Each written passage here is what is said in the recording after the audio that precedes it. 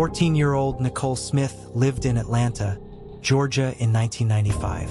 On June 7th, she and her sister were walking to Ralph Bunche Middle School. On the way, Nicole realized she'd forgotten something at home. She then headed back alone and cut through the woods. Sadly, Nicole would never make it back home. In the woods, she came across a man who indecently assaulted her and then shot her in the face 2 times. Despite investigators' efforts, they didn't find any useful leads and the case went cold. In 2002, Detective Vincent Velasquez reopened the case. For 2 years, he was unsuccessful in his quest, but then a small breakthrough was made. In 2004, 13-year-old Betty Brown of East Point, Georgia was indecently assaulted by a man. Fortunately, she survived the attack. It happened just miles away from where Nicole's life was taken. Investigators found the DNA from both attacks is the same.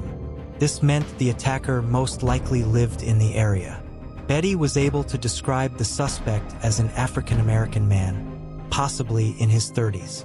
A sketch was made and shared around, but didn't lead to anything.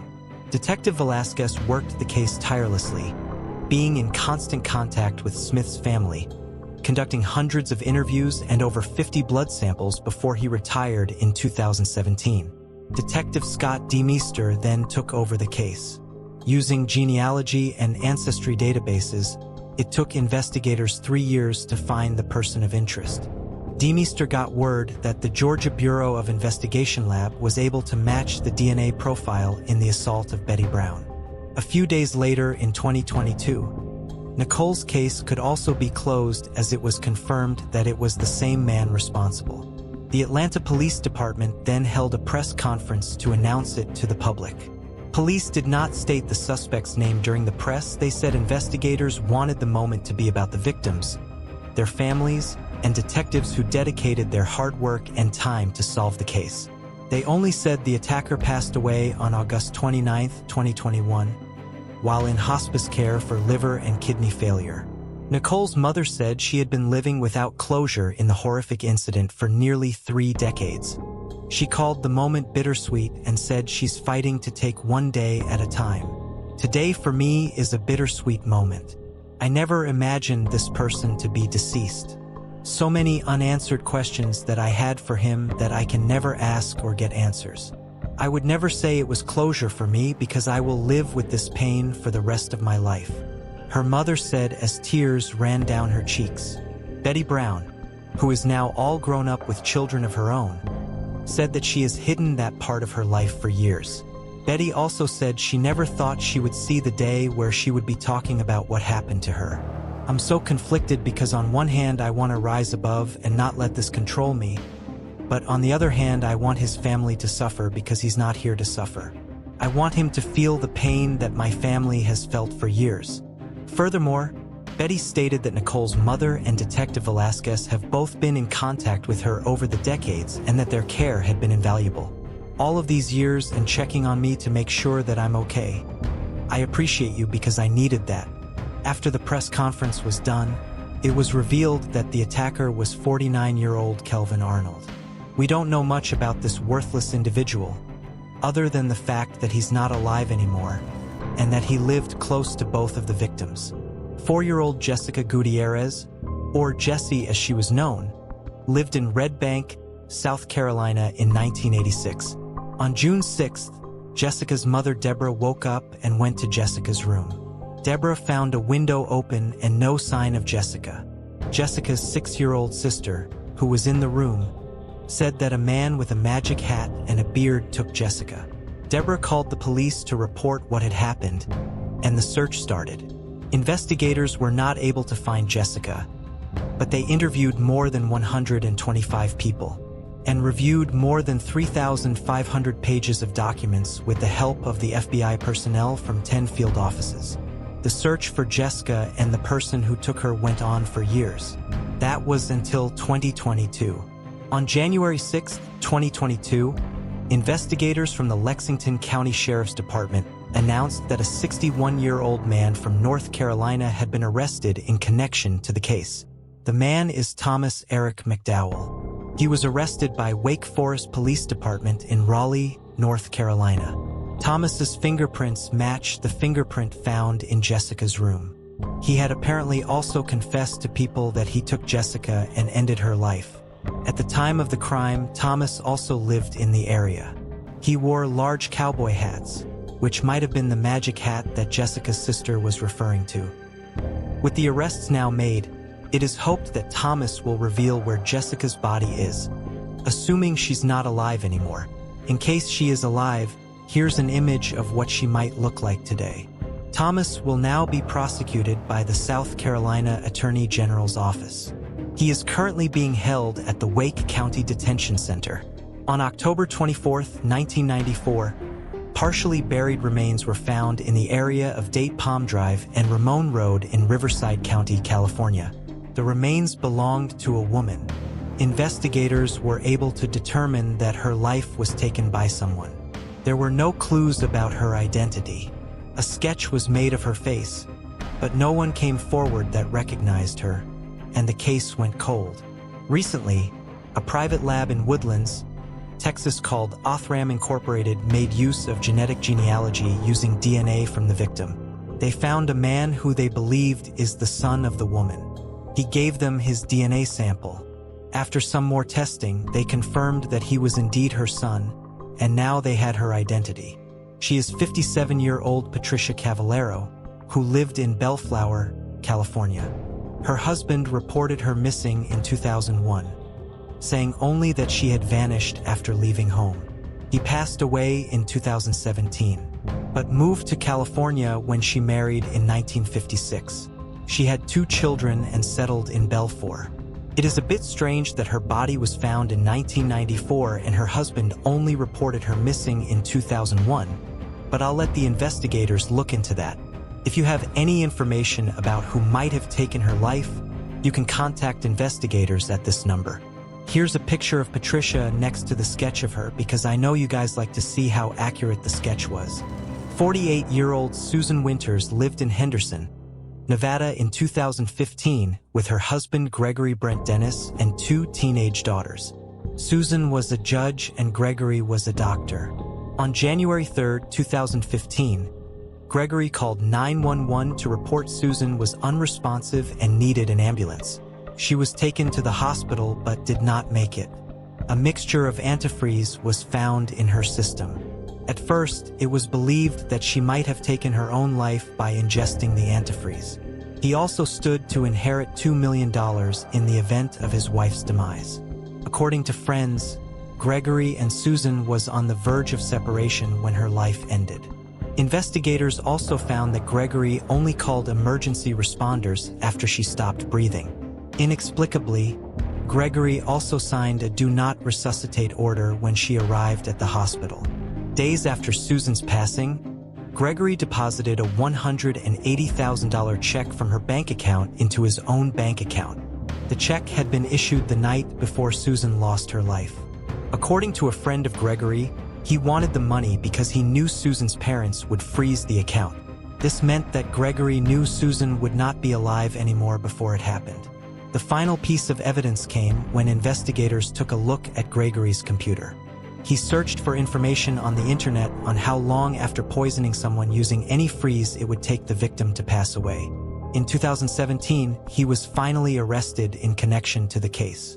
Shortly after being arrested, he posted a $250,000 bail and was released. In 2022, Gregory and his legal team pleaded guilty and agreed to a sentence of 3 to 10 years behind bars. He is scheduled to be sentenced on May 10th in the Clark County District Court. On November 17, 1978, a person cutting firewood in Klamath County, Oregon came across 2 bodies, a young man and woman. Both of them had been fatally shot. Carl Burkhart, who was then a detective for the Klamath County Sheriff's Office, arrived at the scene soon after. Investigators quickly identified the first body as 19-year-old Kirk Leonard Wiseman. The second was identified as 17-year-old Cynthia Lynn Freyer. In the autopsy, it was discovered that Cynthia had been indecently assaulted. Neither of the 2 victims had a connection to the Klamath County area. Then, Chief of Police Dan Toma was quoted as saying that day, You could tell whoever did it didn't have much respect for human life, the way the bodies were disposed. Deputies determined that Kirk and Cynthia had been hitchhiking through the area.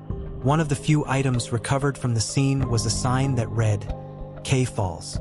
Police also determined that the two had stayed a night at the motel in Rosenberg, Oregon, and was then picked up by a person who claimed to have dropped them off at the Grants Pass restaurant.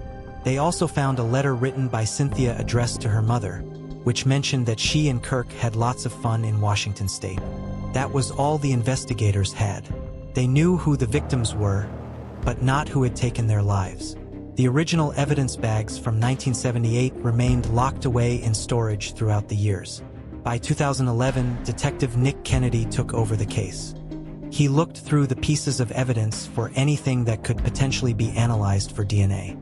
DNA was a tool that didn't exist for law enforcement back in 1978, but the technology was becoming better every decade. Later, Detective Geneva Lewis took over from Nick Kennedy. She sent a few items of Cynthia's clothing to the Oregon State Police Crime Lab. From 2011 to 2018, little DNA was found on the items, because by then they were already more than 30 years old. It was only in 2019 when Detective Dan Towery took over the case that a breakthrough would come. He received a call from Devin Mast, who worked for the crime lab. Devin Mast told him that they finally found DNA belonging to an unknown man that they could use. Devin sent the samples to another lab in Portland, Oregon. They confirmed the presence of a DNA from an unknown male. It wasn't much of a breakthrough, but it was the first one police had in decades. The DNA sample was then entered into the Combined DNA Index System, a nationwide database of DNA samples. Unfortunately, there were no hits. Detective Dan Towery then decided to contact Parabon Nanolabs. Parabon had been vital in solving many cold cases over the last few years. For Parabon to test the DNA sample and help identify the person that took Kirk and Cynthia's life would cost $8,000. Investigators decided it was well worth it if it could bring peace to the families of the victims. Parabon then used genetic genealogy to predict the suspect's ancestry. They used that to produce what they call a snapshot image to show what the man looked like. Parabon also used the DNA to find relatives of the suspect. In 2021, they told investigators that they had a viable suspect. Ray Whitson Jr. Parabon also said that his DNA was found on Cynthia's clothing, indicating that he was definitely involved. Investigators then tried to locate Whitson. They soon learned that he passed away in Texas in 1996. He had no criminal history. At the time of the crime, he lived in Klamath County area, where he worked at a lumber mill. Investigators collected DNA samples from two of Whitson's living children. This confirmed that it was his DNA found on Cynthia's body and other pieces of evidence. Whitson's children also confirmed that he owned the same type of weapon that was used at the crime. The area where Cynthia and Kirk was found was also known to be frequented by Whitson. When investigators were confident with their findings, a report was submitted to the Klamath County District Attorney, Eve Costello, for review. Costello said she determined that the evidence would be strong enough to prosecute Whitson if he was alive today. If we had just been 10 or 15 years earlier, we would have been able to hold the individual accountable in a way that we now cannot do, said Costello, tears welling in her eyes. What we have been able to do is bring closure for our family, because when somebody's life is taken and you don't know really what happened, you just know they left the universe in a really awful way. It leaves you with a really huge hollow feeling. This work has allowed that family to have some degree of peace. The letter that Cynthia wrote to her mother could now finally be given to her, as it was a piece of evidence for all these years. In July of 2009, an unknown man broke into an apartment of a woman in Fayetteville, North Carolina. He restrained her, then indecently assaulted her before running away. The woman called 911. DNA from the unknown man was then collected. In 2021, investigators used advances in DNA to finally identify the man. In 2022, 39-year-old Philip Alford was arrested in connection with the case. His DNA matched the DNA found at the crime scene. Scott Johnson was born in 1961 in the United States. In 1983, Scott moved to England so that he could study mathematics at the University of Cambridge. There, he met Michael Noon. Michael was a musicologist from Australia. The pair fell in love. Then, in 1986, Scott moved to Canberra, Australia on a student visa to complete his PhD at the Australian National University. That way he could be with Michael. On December 10, 1988, Scott moved to the United States. A man's body was found on rocks at the foot of cliffs at Bluefish Point in North Head near Manly, Sydney. The man was quickly identified as 27-year-old Scott Johnson. The police initially believed that he took his own life and jumped down the cliff. His family disputed this. They brought up the fact that his clothes were neatly folded on top of the cliff and that his wallet was stolen. One of Scott's professors also said that he had just put the final touches on his PhD. He was hopeful for the future and could have a job at any of the great universities around the world. Something else that pointed to the possibility that Scott was pushed and did not jump was that there were gangs of men who roamed various Sydney locations in search of gay men to hurt. It was only in 2017 that investigators believed that Scott did not take his own life. A renewed police investigation was then launched. In 2018, a $1 million reward for information which could help solve the crime was announced. Who is a tech entrepreneur, then gave $1 million of his own money to make the reward $2 million. The reward proved to be key to finally solving this cold case.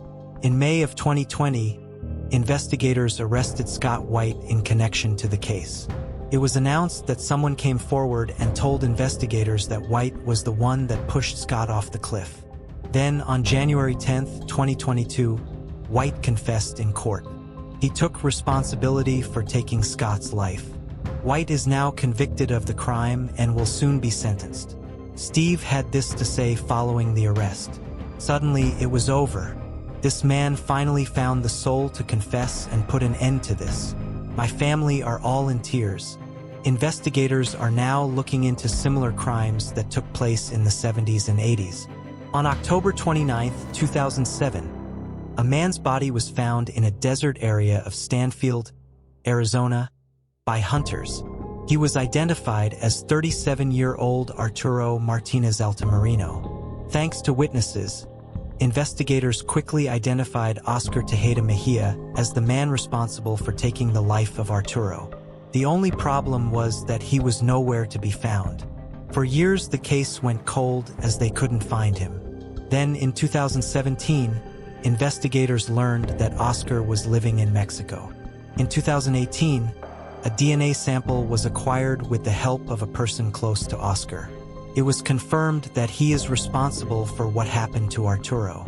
It took a few more years for investigators to get Oscar back to the United States. Finally, on January 12, 2022, 59-year-old Oscar was extradited to Arizona and booked into jail. Sheriff Mark Lamb said, "I am impressed by my detectives and their commitment to bring this suspect to justice.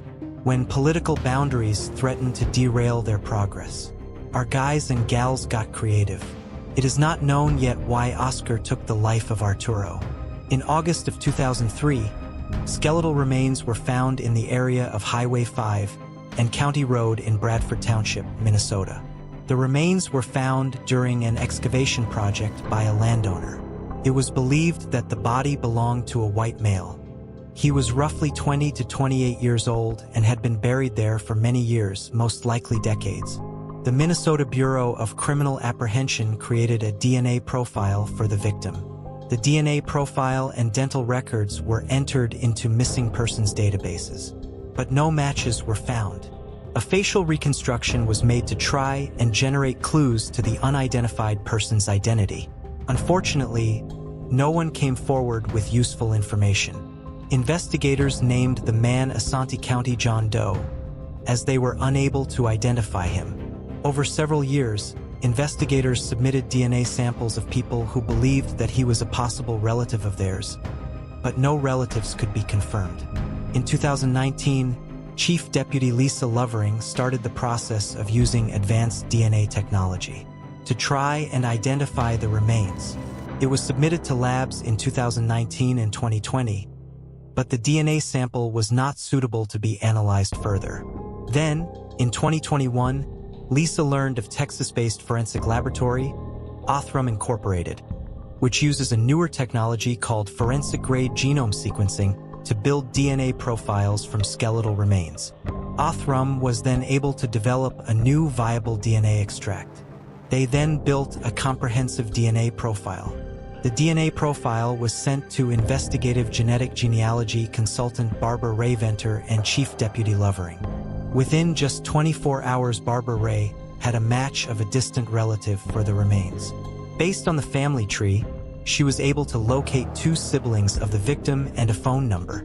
All of this information was passed to the investigators who worked on the case. They called the siblings. A family member returned the call and confirmed that their brother, Donald Rendell of Ramsey, had been missing since 1970. They were told that the FBI had been looking for him prior to his disappearance due to involvement he had with drugs. Chief Deputy Lovering then met with the family and obtained DNA samples from the siblings. These samples were submitted to the Minnesota Bureau of Criminal Apprehension. In the start of 2022, it was announced that investigators were able to confirm that the Asante County John Doe is indeed Donald Rendell. Based on the information from the family, as well as from the scene of 2003, the investigators, it is believed that someone took Donald's life. It is believed that Donald was buried in Asante County in late 1970 to early 1971 at the age of 22. It is further believed that there still may be people alive today who know what happened to Donald in 1970. Investigators are asking anyone with any information to contact the Asante County Sheriff's Office at this number or Crime Stoppers of Minnesota. There was disbelief, Lovering shared, describing her phone call with Randall's survivors. It was a random phone call, someone calling about their brother they hadn't seen in 51 years. There was a lot of shock and disbelief at first, and I think once I got the DNA match, it set in a little more, but there's still a lot of unanswered questions for them. We don't know who was involved, and we don't know what happened. Oftentimes, law enforcement is the voice for the vulnerable or the victims that cannot speak. That is very true in this case. We were able to return a loved one home to a family who did not know his whereabouts for 51 years. 51-year-old Janet Yeary lived in Kokomo, Indiana. On Thanksgiving Day in 2004, she was preparing food for her family. Later in the day, her family called her many times, but she did not answer. The next morning, on November 26th, Janet's daughter Carly Martin went to her house to see why Janet was not responding. She saw that the garage door was open. Then she went inside. She found Janet's body. She had been beaten. Investigators arrived at the scene and was able to find blood belonging to the suspect. It was collected so they could use it later. Detectives from Kokomo Police Department walked door to door in the neighborhood to ask if anyone saw anything suspicious. This led police to a man from Peru named Danny Case. Case had reportedly been dropped off in Janet's neighborhood the night before Thanksgiving. He had no way to get home, so he started knocking on doors in an attempt to get a ride from someone. Investigators found that Case had been wanted in Miami County on a charge of attempting to take someone's life. On January 25, 2005, Case was arrested at Indianapolis International Airport. Frustratingly, before Kokomo's detectives had a chance to speak to him, he hanged himself in his holding cell at the airport. Despite Kokomo police believing all signs pointed to Case, detectives were never able to gather enough evidence against him. The blood found at the crime scene was not enough to be used for DNA testing. For 17 years, the case went cold, and some speculated that there will never be closure for the family. Then recently, in 2021, an acquaintance of Case came forward and told investigators that Case once confessed to him that he took Janet's life. Case said that he knocked on the woman's door and asked about using her phone to call for a ride. It's not known why he then decided that it's necessary to end her life. In 2022, investigators met with the relatives of Janet. After a lengthy discussion, the family agreed the case should be closed due to the fact that Case is not alive anymore. On January 14, 2022, it was announced to the public. Kokomo police had this to say in a statement: "We understand this is a difficult time for the family, as these conversations open the wounds that this senseless tragedy left with her family. Our condolences remain with Janet Yeary and her amazing family. We pray for peace for all of you. 23-year-old Jonathan David Rogers lived in Austin, Texas. On August 24, 2018, Jonathan was fatally shot in the chest by an unknown man near Cook Elementary School in North Austin. He was taken to a nearby hospital, but there was unfortunately nothing they could do for him. He was gone. Over the next few years, witnesses came forward and investigators conducted a lot of interviews. They finally concluded that 25-year-old DeAndre Eric Connor was responsible for what happened to Jonathan. A U.S. Marshals-led task force then arrested Connor on January 6, 2022. He was found less than a mile away from the crime scene. Connor was taken to the Travis County Jail, where he is awaiting judicial proceedings. He is held on a $500,000 bond. Typical kid. He enjoyed fishing. He enjoyed hanging out with his friends. He was all about family. The kid had a big heart. I remember pulling up to my mother's house and seeing all the lights. And I remember the doctor coming out and telling my wife, "Your son didn't make it." We've been living in this bubble where we're trying to figure out who did this, if somebody was ever going to be caught. We've gone through 4 detectives, cold case detectives, in 4 years or in 3.5 years. There's no relief in this. It just rekindles bad memories, bad visions. I miss my son every day. That's hard, because somebody took something from me and I can't get it back. You mentioned in 2018 that you would forgive whoever did this. What's your message to them? He stole from me. He stole my life. At that time when we did the first interview, I thought it was the right thing to say. This hurt a lot of people. And my son that was my son. And somebody stole his life. 29-year-old Sonia Mejia lived in Taylorsville, Utah in 2006. She was 6 months pregnant. On February 9, 2006, her husband found her body in the bedroom of their apartment. She was strangled. 3 pieces of jewelry were stolen from Sonia: a heart-shaped ruby ring, a diamond ring, and a medallion of Our Lady Guadalupe fastened to a gold chain. On the same day, 2 years later in 2008, 57-year-old Damiana Castillo was also strangled by an unknown culprit. Her son found her when she did not show up for church. At Damiana's house, the contents of her purse, including her wallet, had been dumped out onto the couch, and her jewelry boxes were disturbed. Damiana and Sonia lived just 1 mile from each other.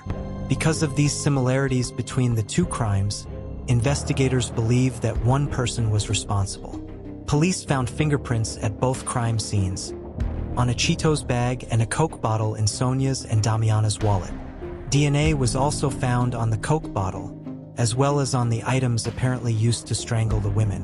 In 2009, investigators determined, using the DNA evidence, that it was in fact one man responsible for taking both Sonia and Damiana's lives. The DNA collected from the crime scene did not match any DNA samples in law enforcement databases. However, in 2016, the automated fingerprint identification system reported a match of the fingerprints found at the crime scenes with Juan Antonio Arriola Murillo. Arriola Murillo had been deported to Mexico in 2008, and documents stated that there is no record of him returning to the U.S. since then. In 2018, investigators announced that DNA also linked Arriola Murillo to the crime. Finally, in 2022, 41-year-old Juan Antonio Arriola Murillo was extracted from Mexico and finds himself in jail. He faces life in prison if convicted. 63-year-old Helen Margaret Brooks lived in Apple Valley, California in 1985. She was a well-liked woman who modeled for Lolo's fashion boutique at the Apple Valley Inn. On July 5, 1985, Helen's friends and coworkers became alarmed after not hearing from her in a few days. They then went to her home in Apple Valley Gardens Apartments. Inside of her apartment, they found Helen's body. She had been strangled, but were limited to the DNA technology of the time. Investigators learned that 37-year-old Robert Eugene Wertman met Helen in the days prior to her life being taken, and was in her apartment between July 3rd and July 5th. Wertman was interviewed by investigators. He said that he had no knowledge of what happened to Helen, and denied he went into her apartment. Investigators could not prove that he was responsible in any way, so the case went cold for many years. Over the years, several interviews and polygraph tests were conducted, but it did not bring investigators any closer to solving the case. In 2009, cold case detectives re-examined the case and submitted items for DNA testing. A DNA profile for the suspect was developed, but did not match anyone in the DNA database. In 2021, investigators partnered with the FBI and made use of more advanced DNA technology. They were able to confirm that Robert Eugene Wertman was indeed responsible for what happened to Helen. They found that he had quite an extensive violent criminal history in the years since he ended Helen's life. In August 1985, Wertman was arrested on suspicion of attempting to assault a woman at the Cocky Bull restaurant and bar on Highway 395 in Victorville. In 1991, a jury convicted him of assaulting a different woman at a bar in Apple Valley. In 1995, Wertman passed away while in prison, serving his 22-year sentence. Investigators are sure that he is involved in many other crimes, and it is now being investigated. 41-year-old Rose Marie Moniz lived in Bristol County, Massachusetts. On March 23, 2001, Rose's father entered her home to pick her up for a doctor's appointment. He found her body on the bathroom floor and called the police. Investigators found that her purse was emptied out on the floor and an undetermined amount of cash was stolen. The autopsy report described significant trauma to her head, including skull fractures.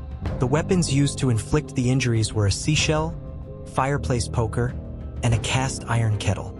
Because of the money stolen from her, police theorized that the motive was burglary. There was, however, no sign of forced entry into the home. This possibly meant that Rose knew her attacker. Investigators found DNA on the seashell, but DNA was not advanced enough yet to test it. In 2019, investigators with the DA's office and state police took another look at Rose's case. They figured that because the seashell's spiky exterior made contact with her, then the culprit most likely put his fingers inside the shell to hold it. Authorities then finally found sufficient DNA for them to create a DNA profile. They were then able to confirm that the DNA belonged to David Reed. He is Rose's half-brother. He also served as a pallbearer at her funeral. Officials say that he beat a woman on June 10, 2003, while she was seated in his truck. He then shoved her out of his vehicle, stole her pocketbook, and left her in New Bedford, Massachusetts. The woman pressed charges and police set out to find Reed. More than a month later, during a police chase, Reed rammed his truck into a law enforcement car, injuring an officer. Cops caught up, but he fled Massachusetts before the trial in 2004. Reed lived on the run for a decade in Florida, Hawaii, and Alabama. In 2015, authorities caught him, but the charges against him had to be dropped because the woman he beat passed away 6 months earlier, and there was not enough evidence against he could still be charged with attempting to flee from officers, ramming his truck into a police cruiser, and bail jumping. He was sentenced to 3.5 to 4 years in prison. It was then that his DNA was taken, and why they could later match it to the DNA found on the seashell. In January of 2022, officers arrested Reed for taking his half-sister's life, and they also brought back their case regarding the woman he beat. Linda Durnall was born on April 10, 1950 in California. She married Philip LeBeau and took his last name. By 1977, the two of them divorced and Linda had a new boyfriend. She stayed with a new boyfriend in Tustin, California. On October 6th, Linda met up with Philip at a restaurant to collect money he owed her for damaging her boyfriend's car. Philip slashed her boyfriend's tires and poured sugar into the gas tank, resulting in $300 worth of damages. Witnesses reported seeing her arguing with a man believed to be Philip LeBeau at a nearby gas station, and she was never seen again. Linda's boyfriend called police to report her missing when she did not arrive back home. Investigators considered Philip a suspect but could not prove that he had any involvement in her disappearance. In 1986, a woman's body was found down an embankment along the Ortega Highway in Lake. Investigators determined that the victim had been shot in the head, but they could not identify the remains. In August of 2021, investigators exhumed several sets of remains trying to see if one of them matched the woman found in 1986. Linda's remains were identified as a match in January 2022. and it was confirmed that the remains belonged to her. She was just 27 years old when her life was taken, which makes it even harder to prove that he is responsible. But investigators are still working on the case. 35-year-old Helen Cardwell lived in Chicago in 1992. She had recently moved from New Jersey and was due to start work at Lutheran General Hospital. On November 8, 1992, Helen's sister and brother-in-law came to visit her. But when they entered her room at the Leaning Tower YMCA in Cook County, they discovered her lifeless body. She had been strangled. Investigators collected DNA from the crime scene that belonged to the person that took her life. But the case went cold due to lack of investigative leads. In late 2020, investigators reopened the case. They submitted numerous pieces of evidence to the Northeastern Illinois Regional Crime Laboratory in Vernon Hills. The DNA of those samples matched the DNA of Richard J. Sisto. Sisto lived close to Helen at the time her life was taken. He was on parole for a 1977 assault case in Dallas, Texas. Investigators had trouble finding Sisto after the DNA match in late 2020. Then, in August of 2021, a police database search revealed that Sisto was in jail in Texas on a 2006 parole violation warrant. Cook County detectives then traveled to Texas. There they interviewed Sisto and took a DNA sample. After some more DNA tests, it was confirmed that he was indeed the one that took Helen's life. Sisto was later brought back to Illinois to face the charges against him. It was announced to the public. At the public announcement, Helen's sister, Noka Irvin, spoke. "I'm so grateful they decided to reopen this case, and I just appreciate everyone's effort in solving it." 72-year-old Sisto was taken to the Cook County Jail on November 24, 2021. Frustratingly, he passed away in late January 2022. The cause has not been revealed yet. 21-year-old Pertina Epps lived in Inglewood, California in 2005. On April 26th, Pertina's body was found lying in a carport in Gardena, California. Someone was backing out of one of the 4 stalls in the carport and then discovered her. A medical examiner determined that she had been strangled. Investigators found fingerprints that did not belong to Pertina on her purse. There was also DNA from a man at the crime scene. They theorized that it belonged to the person that ended her life. Technology was not advanced enough for them to identify the culprit. Investigators could not find other useful leads, so the case went cold. In 2021, investigators took another look at Patina's case. They resubmitted forensic evidence from the crime scene using new technology. This led them to 56-year-old Charles Wright. He was arrested on January 27, 2022. Wright denied involvement in the crime. He said his fingerprints were on Patina's purse because he sold it to her. According to him, at the time he was selling purses, tennis shoes, and clothing from the trunk of his car.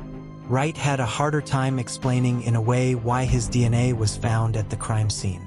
Wright has been working as a teacher since 1999. He said he resigned from Inglewood Unified School District to fight the case against him. This is what he had to say: "I didn't do this. The thing is, everybody that knows me knows that I used to sell bags and clothes out of my car.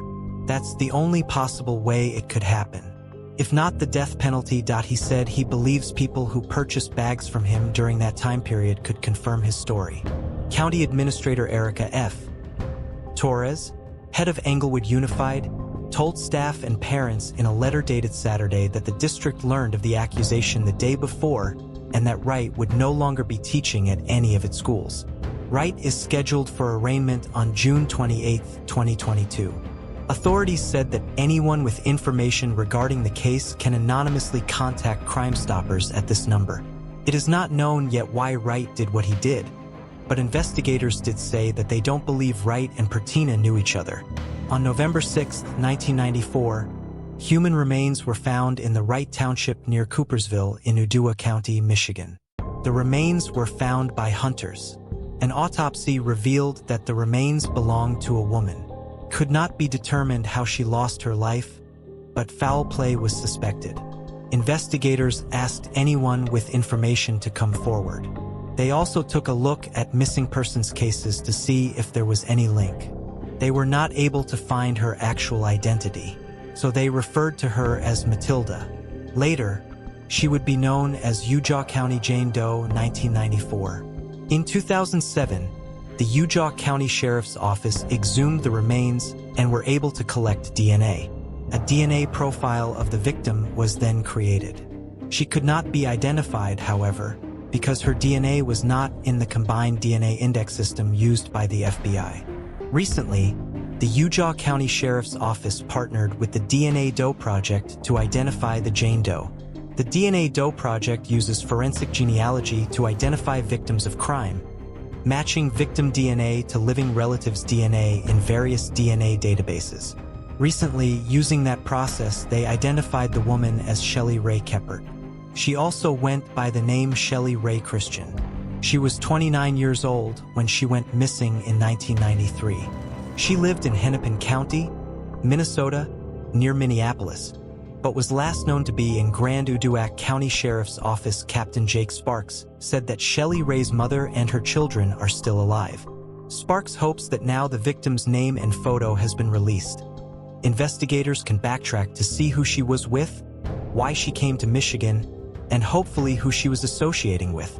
Until you know whose death you're investigating, it's very, very difficult to do an investigation, Sparks said. An old roommate or coworker who can provide some answers. And we can try to drill down into it and figure out who was in her life at that time. None of that can really start until we have her name.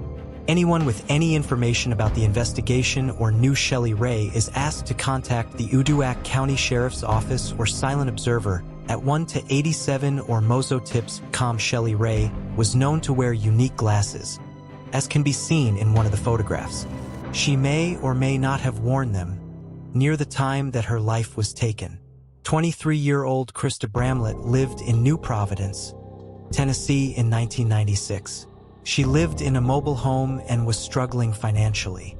Krista had 2 very young children who went to live with her mother in Corpus Christi, Texas. Krista stayed behind, hoping to finish her GED program. The area around her became a bad one, experiencing increasing crime rates, including business burglaries and drug-related offenses. Krista became a victim of the problems facing New Providence. On the afternoon of October 28, 1996, Krista's landlord knocked on the door of her mobile home in Sunnydale Mobile Home Park, just off Peters Mill Road. Nobody answered. The landlord was concerned, so he looked inside.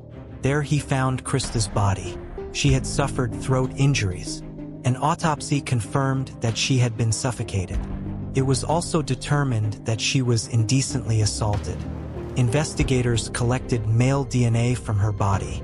It was sent to the Tennessee Bureau of Investigation's lab so that the DNA profile could be created. The DNA profile was submitted into the combined DNA index system, but no matches could be made. Investigators were only able to confirm that the DNA belonged to a black male. Without any other leads in the case, investigators could not identify the culprit, and the case went cold. It was only on February 13, 2019 that the Clarksville Police Department detective Michael Allray got the news he was waiting for. The DNA and the combined DNA index system matched the man who was living in Phoenix, Arizona. The man is 48-year-old Kenneth Hudspeth. Hudspeth had never come up in the investigation up to this point, and he was on nobody's radar. In April of 2019, Detective Allray interviewed Hudspeth and discovered that he was indeed in Clarksville at the time Krista's life was taken. He moved away from the area in December of 1997. Hudspeth admitted that he knew Krista and said he was the last person to see her alive. As a result of the DNA evidence and this interview, Hudspeth was arrested and charged in connection with the case. Investigators also took a look at Hudspeth's arrest record. They could see that he had been arrested several times on charges like domestic assault and felony assault. He has spent time in Arizona and Texas prisons. This brings up the question, why wasn't his DNA collected years ago? In June of 2019, Hudspeth appeared in Montgomery County Court for the first time based on the charges against him. In September of 2021, the case finally went to trial. Half of the 3-hour interview Detective Ulray had with Hudspeth was shown to the jurors. Hudspeth claims that he was doing drugs back then and can't remember if he assaulted her or took her life, but hoped that he did not. It was also released that Hudspeth's DNA was found inside of Krista, on her bra, and onto cigarette butts taken from the scene. On September 24, 2021, after 4 days of testimony, Kenneth Hudspeth was found guilty of all charges against him. Then, in January of 2022, 51-year-old Hudspeth was sentenced to life in prison, plus 20 years for his crimes. 9-year-old Daryl Johnson lived in Nampa, Idaho in 1982. At 8 a.m. on February 21st, she was walking 6 blocks from her home to Lincoln Elementary School. She never made it there. 3 days later, her body was found by fishermen in a drainage ditch alongside the Snake River. She had been indecently assaulted and drowned. Male hair and DNA was collected from the crime scene. In March 1983, police questioned Charles Fain. His hair was similar to the samples found on the body. He owned a car, similar to one seen at the crime scene, and he lived a block away from the Johnson family. Fain denied any involvement in the crime. He also passed a polygraph test, but he was charged with the crimes regardless. At Fain's trial, prosecutors also mentioned that a shoe print found near the body could have been Fain's. 2 jailhouse informants testified that they heard Fain admit to committing the crime. Both received reduced sentences in exchange for their testimony. Fain claimed that he was hundreds of miles away at the time of the crime, and his testimony was corroborated by other witnesses. The judge did not permit results of the polygraph test as evidence, and the DNA found inside her body could not rule him out as DNA technology was not advanced enough. On November 4, 1983, Fain was convicted, and in March of 1984, he was sentenced to death. For nearly 2 decades, Fain sat behind bars in isolation for up to 23 hours a day. In 1991, he was just 4 days away from being executed, but it was pushed back. In 1999, when DNA was a little bit more advanced, it was determined that the hairs and DNA found on Darylyn's body did not belong to Fain, but an unknown man. He was then exonerated. In August 1999, he was released from the Idaho Maximum Security Institution. In 2019, investigators decided to take another look at the case. In 2020, using genetic genealogy, they determined that 64-year-old David Dalrymple is responsible. The hair and DNA found at the crime scene belonged to him. Investigators found that Dalrymple is currently serving a 20 to life prison sentence for kidnapping and abusing a child in 2004. After some more investigative work and DNA testing, Dalrymple was formally charged with taking Daryl's life in January of 2022. I am happy to report that Charles Fain is doing well now. He received $1.4 million for the wrongful conviction and recently bought a truck. It doesn't make up for losing nearly 2 decades of your life, but in the end, justice took place as Dalrymple will most likely be given another life sentence. Each year, more than 1 million people disappear worldwide. The reason for the disappearance varies from abduction to people that never want to be found again. A missing person will usually be found quickly, but some missing person cases remain unresolved for many years. Today, we take a look at 5 missing people that were found years later. Gabriel Nagy lived in Sydney, Australia with his wife Pamela, his son Stephen and his daughter Jennifer. Gabriel immigrated to Australia with his parents when he was just a young boy and loved life in Australia with his family. He was a devoted father and had a family that respected him and couldn't imagine anything ever getting between them. But unfortunately, something did. He helped companies build retail spaces around the city. He wanted to be an accountant, however, and was taking classes to achieve his dream. In 1987, Gabriel went into the city to run some errands. He called his wife Pamela to tell her that he would be home for lunch. Pamela made lunch and waited for her husband, but he never came home. She waited until she received a call. It changed their life forever. The police had found the burned-out shell of Gabriel's car on the side of the road. There was no sign of Gabriel Nagy to be found. Pamela and her 2 children started putting out missing persons flyers all over Sydney. Surely someone had to know what happened to Gabriel after the car accident. Unfortunately, no one knew. 2 weeks after Gabriel disappeared, the police who drew money from a bank in the city of Newcastle. Newcastle is about 100 miles away from Sydney. His family was hopeful about this new lead and believed this would help them find Gabriel. The lead turned into a dead end, however, and the case went cold for 2 more decades. There was a senior constable by the name of Georgia Robinson. She promised herself that she would in her last attempt at finding Gabriel. She did just that. She looked through some files when she came across something. The Medicare system in Australia showed documents that a person named Gabriel Nagy recently underwent eye surgery. The records also showed that a man went by another name, Ron Saunders. Constable Robinson called this man. The man told her the last 2 decades of his life was fuzzy to say the least. He spent most of the time homeless, just wandering from city to city. That was until a pastor by the name of Barry Hayhoe came across Gabriel. The pastor gave Gabriel a job at a church as a caretaker. Gabriel got a name Ron Saunders from a sign for Queensland's Saunders Beach while he wandered around. His memory slowly came back, so when he got the eye surgery, he gave the name of Gabriel Nagy as well. Robinson flew to where Gabriel was currently living and showed him pictures of his family. More and more of his memories started to come back. The car accident Gabriel was in left him with a serious head injury. He then fell into a fugue state, which led him to forget everything about his life.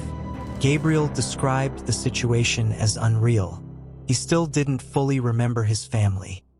He vowed to keep in touch, but he couldn't bring himself to move back in with his family. Denise Bolzer was a 24-year-old woman living in Manchester, New Hampshire. She worked as a bookkeeper for a small company. On January 17, 1985, she disappeared, and the only lead was a note, "I was left behind." A few days after her disappearance, police found her pickup truck at Logan Airport in Boston. Her social security card, birth certificate, local charge cards, and her passport were neatly organized in the castle. A year after she disappeared, she was indicted in absentia for embezzling $12,000 from the company she worked for. That was all the police had to go on, and the case went cold. That was until 17 years later, in 2002. In 2002, the FBI believed they found her. She was now going by the name of Denise Jones. She was still a bookkeeper and had started a new family. The now 42-year-old Denise was elated to see her family when they knocked on her door. She explained that her boss threatened her life because of the embezzlement. She claims that it was close to $100,000 she embezzled. The county prosecutors dropped the charges against her because her former boss was long. Denise lived in South Carolina, the Bahamas, California, and Hawaii while she was missing, and lived in Florida since 1996. Her current husband was stunned, but said a lot of things that didn't make sense before, did now. His wife would always be depressed on Mother's Day and out of sorts on holidays. She never talked about family. Nguyen Thi Van was a 16-year-old student living in Hanoi, Vietnam in 1992. Van was very beautiful and got the attention of a lot of boys. This led her to not focus on her studies at all, and she spent most of her time going out with her friends. One such evening, she arrived home after curfew and her mother refused to open the door for her. That night, Van disappeared. Her mother, Vu Thi Ha, regretted what she did greatly. She was quoted as saying, "At that time I thought my daughter was corrupted. Today it is not so serious." After being refused into her home, Van went to a karaoke bar with her friends, where she met a woman called Tan. This woman led Van and her friends to a bar near the Chinese-Vietnam border. They spent a night drinking and singing. The next morning, Van woke up and was shocked to learn that she and her friends were held captive in a house in China. The woman forced Vaughn and her 3 friends to marry Chinese men of around 70 and 80 years old. When Vaughn refused, she was punished. Eventually, Vaughn was introduced to 5 men for her to marry. One of them was 40 years old. She chose the man that was 40, as she was scared. What we are going to do to her if she refused him all. A year later, she had a child with her husband and learned that the house they lived in was situated in a Gwangdu province. Van tried to run away twice, and both times she failed. After the failure of her third attempt, she was chained for 2 weeks. Van met a Vietnamese driver who worked at a farm near her house. She begged him to help her. After she told him her whole story, the driver came up with the idea of putting her in a cage of pigs in the back of his truck to make sure she was not seen. They drove for 70 kilometers before taking a cab. They kept moving to the Vietnam-China border for another 100 kilometers. After saying goodbye to the cab driver, the truck driver and van traveled for 3 more months on their way to the border. Once they got there, they met a taxi driver who took them over the border for free, since they had no money. Once entering Vietnam, Van was scared that her family has passed away. This was now 21 years after she disappeared. The truck driver told Van, however, if your parents died and your family does not accept you, you can come back to live with me. Van went to look for her family. She asked many people for help, since her noise changed so much since she had left. The 6th person she asked was her uncle. They did not recognize each other until Van told him that she was Mrs. Ha's daughter. Her uncle dropped the bundle of vegetables he was carrying and ran to his sister's house. At first, she did not believe him, until she saw a long-lost daughter with her own eyes. Petra Patzika was a 24-year-old computer science student at a Braunschweig University in Germany. On July 26 of 1984, she visited her dentist and went to a shop to buy a printer cartridge that she planned to give to her younger brother Karsten for his birthday. Petra also tells her neighbor Misha to water her plants while she's away. She planned on visiting her parents in Wolfsburg. The holidays. Petra informs her parents how she's looking forward to be there for the holidays, finishing her schoolwork and when looking after a younger brother. Her family was excited for Petra to come home, but unfortunately she never did. At first they thought that she stayed longer at the university, but there were no signs of her there. 2 days her parents finally reported her missing. There was not too much to go on for the police, and the case went cold. In 1985, a 19-year-old carpenter's apprentice, simply known as Kander K, confessed to ending the lives of both Petra and her 14-year-old. The police did not believe his story, however, and found that he had nothing to do with Petra's disappearance. 31 years after Petra disappeared, there was finally a breakthrough in the case. The police was called to an apartment in Dusseldorf belonging to a 35-year-old woman by the name of Petra Schneider. The police wanted to see her ID, and only then she told him the truth, that she is the girl that went missing 31 years ago. She said that she carefully planned her disappearance. Even after being found, she wants no contact with her family. Since her disappearance, she had been living in various places across Germany under the name of Petra Schneider. She had no passport, identity card, bank account, doctor, dentist, or insurance. If it wasn't for the burglary at her apartment, the case may never have been solved. She saved up 4,000 Deutschmarks, equivalent to 1,500 pounds, to find her disappearance and moved into an apartment in Kelsenkirchen. Petra avoided everyone and kept to herself mostly. Her family is devastated. The police is trying to arrange a reunion between Petra and her family, but she is adamant but never wanting to see them again. Winston Bright lived in New York, had a wife Leslie, and 3 children. He worked for Verizon for 20 years. On October 12, 1990, Winston called his wife from work around lunchtime. All seemed to be fine with Winston, but he never arrived home. Leslie searched for her husband for years until she eventually gave up hope that he was still alive. Then, 2 decades later, a man arrived at Leslie's door by the name of Kwame Siku, who claimed he was Winston Bright. Leslie did not believe him, however. Kwame then went to court to have himself recognized as Winston Bright, but the case was thrown out since he had no way to prove it. It was only in 2018 when Kwame could prove that he was indeed Winston when he gave DNA samples that matched his mother's and children's DNA. Kwame claims that he was stricken with amnesia, and the first thing he remembers is wandering the streets of San Diego with no idea who he was. He says he adopted his current name of Kwame Siku when he read it in a newspaper. He would only remember fragments of his previous life. In 2008, he started working as a teacher and worked until his retirement. He found out about his missing persons case online and realized that he was the man in question. He was on a trip to New York when he recognized a former acquaintance from a Jehovah's Witness group he belonged to. That acquaintance then notified his former wife. Leslie Bright said that she now believes Kwame is, in fact, Winston Bright, but said she didn't believe his amnesia claim. She feels that Winston just abandoned them and started a new life,